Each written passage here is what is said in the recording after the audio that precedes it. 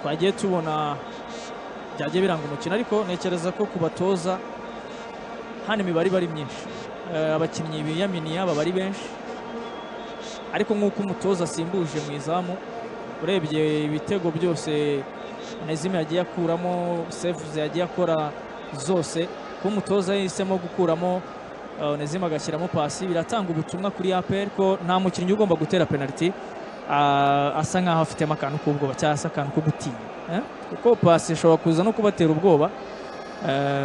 Uribuka Misiri yatwaye igikombe cya Afurika kuri yajyaga igira super sub y'umwataka, yajyaga ishyiramo agahita arasama igitego, yarangije ari top score.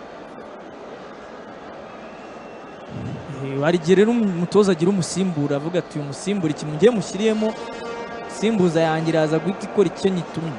Ushobora uzanga pasi rero asanzwe akuramo penalty, ahangaha naho kuza kwigaragaza, ariko nk'abantu nk'aba Zidane asanzwe azi gutera penalty, atari bya bindi urabona Gangi nyakwigendera ko niwe muntu bavuga bati penalty niyo agiye kuzitera ntashobora kuyihusha. ariko ubwo uravuga Gangi, shyiraho na Muronda Jean Pierre. Kana bose muri mukuru Muronda Jean Pierre nawe buriya yasoje atarasabye Muronda Jean Pierre iyo baga ugiye kumukurikira nta nubwo yajyaga muri metero nyinshi, yabaraga intambwe imwe ebyiri eshatu.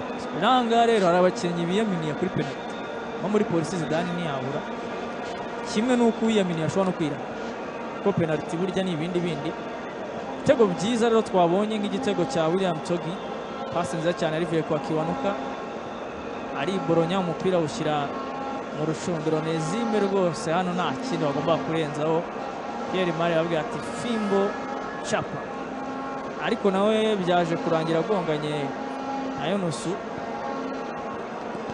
biranga. Andi mahirwe ikipe ya APR yabonye ndetse Zidane awukuraho, APR yabonye amahirwe menshi agomba kuba yasoje uyu mukino, ariko abakinnyi nka Zidane nk'ubu ni uburyo aba yitanzemo ku buryo byashoboka ko APR yanabona ibindi bitego tukaba twamaze no kwiha igikombe byarangiye. Ariko Zidane yagumishije ikipe mu mukino, unarebye n'uburyo yitwaye muri uyu mukino avuga ko kabisa ari kapitene emblematique ikipe ya polisi. Zidane hariya akiganira, ariko tureba n'uburyo Gakwaya Leonard yishimiye iki gitego navuga ko cyagizwemo uruhare na staff ya polisi iruzuye kabisa.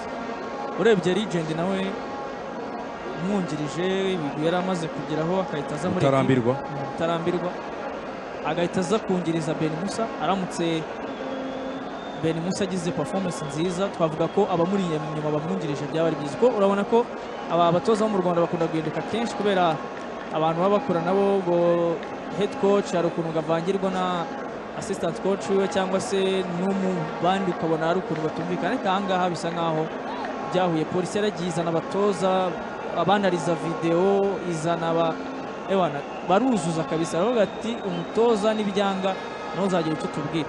Kanya gato rero ni penalty shootout, abatoza abakinnyi bose barimo bitegura kuza gutera izi penalty,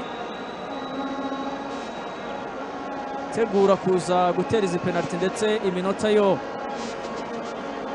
navuga twageraga hafi 70 mu mukino, wabonaga ko APR igishaka igitego idashaka kujya kuri penalty, ariko umuzamu ndetse na Onezime bakomeza n'abadefenseri be bakomeza kwitwara neza, umupira bakawukuramo, ukabona ko Ben Musa nawe nta bindi nashaka gukora by'impinduka byinshi usibye kuza gukuramo Baka ndetse na Onezime akuyemo ku munota wa nyuma akinjiramo pasi ndetse na Exxon. Ariko penalty shootout tugiye kubona ahangaha naho abatoza kabisa b'abazamu, tugiye kureba icyo bita imiriro, baraterera mu izamu rero ryari ririnzwe na